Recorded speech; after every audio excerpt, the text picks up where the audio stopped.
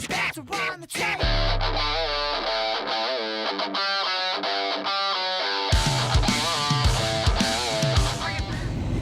Hey guys, oh my god, it's like 3:40 in the morning. I just got to work last night. I got off at 10, and I still haven't reviewed a few movies for you, so I think I'm gonna run through those at various points today, as long as I'm not dead or sleeping, because I'm shot, and at 12 o'clock when I get off, I am going home and to take a nap or something. But this video is going to cover Honey Boy, Knives Out, and Marriage Story. And they're going to be quick reviews, not too in-depth, not too many details, not too critical. They're going to just be my feelings on the movie and maybe a few points of each movie, but nothing too serious because I'm too tired for that. I'm not going to review one right now. I'm going to get inside, punch in, start working, and hopefully throughout the day I have some time to do a few quick reviews. See you guys then. Alright, so I'm home. I lied again because I said I was going to film throughout the day, but work was actually pretty busy for a Friday. And then when I got home, I went to sleep for like 4 hours because I was exhausted, working 2 to 10 last night and then 4 to 12 today. Really kicked my ass. And then I went and took a shower, and it's been a day because I fell on my ass in the shower. So we're doing really good right now. You know, fell in the shower, keep pushing off the videos, but we're here. I'm going to do my best to do a quick run through of 3 movies. That being Honey Boy, Knives Out, and Marriage Story. And we'll start with Honey Boy, because that's the one I saw earlier on out of the 3. And I have to say, I really, really enjoyed this film. Shia LaBeouf gives another stellar performance, and all of the cast does a great job. Lucas Hedges does what he does best, in my opinion. He really knows how to show anger and sadness, like a mix of the two, and he's shown that throughout his career, and that's what he does in this film more. And then the kid, I think his name's Noah Jupe. He's been kind of an up-and-coming star in Hollywood, at least for young actors. He was in Ford v Ferrari, what he did a very solid job in. A Quiet Place, he does good in. And now Honey Boy, where I think you see his best work so far as an actor. And it's just a very emotional movie. I will say, when it comes down to like directing and some of the more technical aspects, this movie doesn't really show anything new or anything that special, but it's still a really good movie, a lot of emotion behind it, with a stellar cast, and I would say Oscar-worthy, but it's really hard to say that in a year with so many Oscar contenders. This year has been great so far, especially to close out the decade, in my opinion. It's probably our best year in movies in a few years. Rating the movie, I would have to say, is... Rating Honey Boy, I'll have to give it... I'd say 4.75 out of 5. I really didn't have anything negative to say about this movie, though the technical aspects did lack a little, so that's where the 0.25 coming off is. But out of all the movies this year, it is one of the best I've seen, one of the most emotional-driven movies so far, so I would definitely recommend checking it out, especially if you're a fan of Shia LaBeouf. Now, getting into the next movie I watched, what would be Knives Out. Me and Sam went to see this, was it 2 nights ago? Tuesday? I think it was Tuesday. But, and my car broke down on the way there, so it's been a hell of a week. Falling in the shower, working nights and then early mornings. Car broke down. My brake line broke the other night. It's been a wild few days. But Knives Out has to be one of the positives of those few days because I thoroughly enjoyed this film. The ensemble cast as a whole, there's no weak points in this cast. Everyone does a great job. Daniel Craig is just so intriguing in this role. Like, I was gonna say electrifying, but he's so like mild-mannered. But I absolutely love this movie. I did not expect to come out feeling this good about it. I wanted to like it, and I thought I would. But Rian Johnson, in my opinion, really bounced back from his so-so Star Wars movie, The Last Jedi.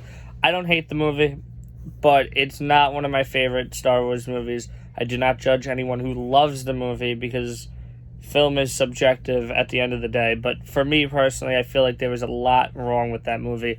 Though, on technical standpoint, he did very good. There's some beautiful shots, some great moments, but all around, I didn't love The Last Jedi.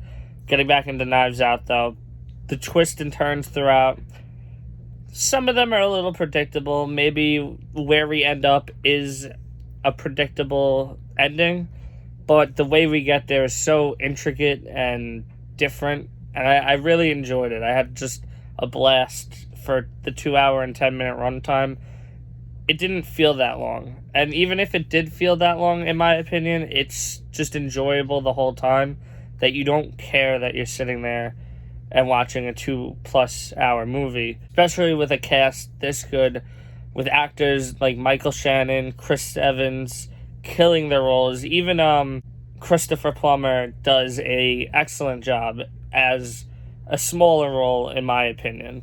Ana de Armas is the standout, in my opinion. Not many people were talking about her going into like Oscar season, but when the Golden Globes came out, I'm pretty sure she got an Oscar nomination, and I have to say she does deserve it. She's one of the quieter roles in this film, but she's one of the best roles in this film at the same time. And I'd have to give this a 4.5 out of 5. It was all around enjoyable and just a fun, crowd-pleasing movie. Kind of like Ford v Ferrari, what I also didn't review. So, let me do a quick review of that. Why not? Ford versus Ferrari was such a fun, different take on a racing movie. And Christian Bale, Matt Damon do excellent jobs. I'm not really sure the other actor's name. He plays Henry Ford II. He does an excellent job in this film. John Berthel is a solid supporting role. All the actors do great. I already mentioned Noah Jupe earlier, and he does a solid job in this film. Not as good as Honey Boy, in my opinion, but all around, it was such a fun, crowd-pleasing movie, and I really do hope it gets some Oscar love. Though, I could see where some people would compare it to Bohemian Rhapsody. Personally, I think it's better than Bohemian Rhapsody when it comes down to Oscar criteria.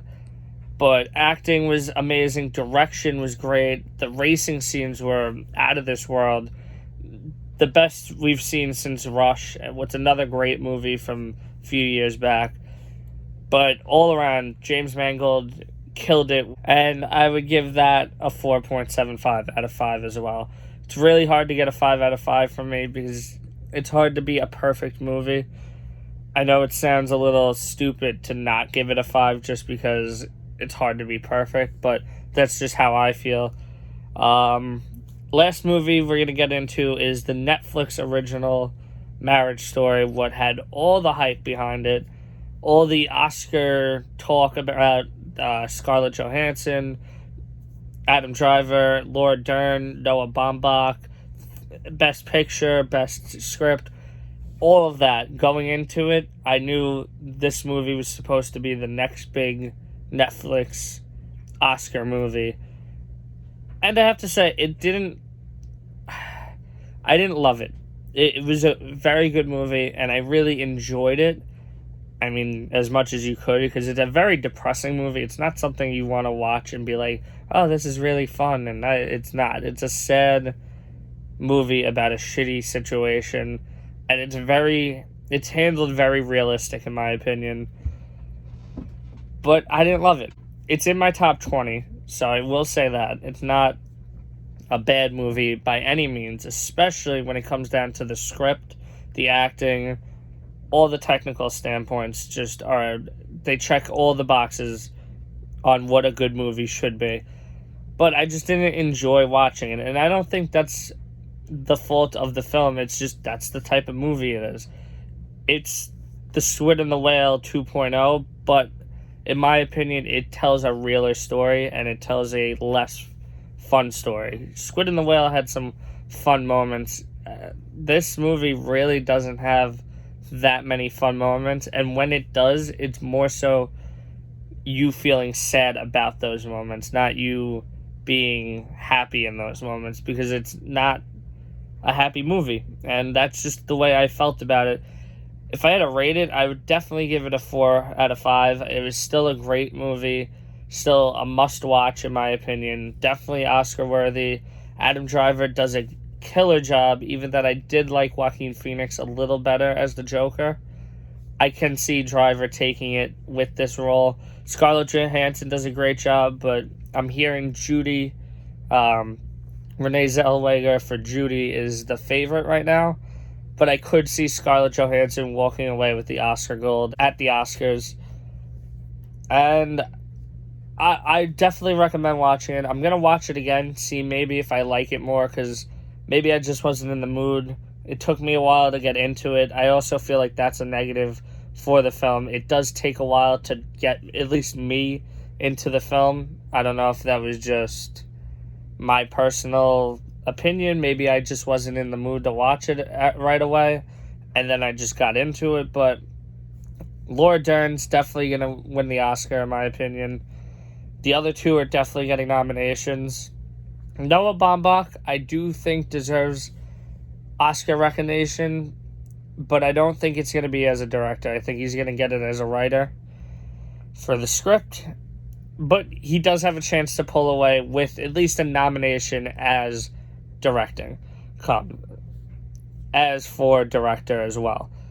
Those are all the movies that I haven't reviewed that I needed to catch up on, and I want to know what you thought of all those films down in the comments below.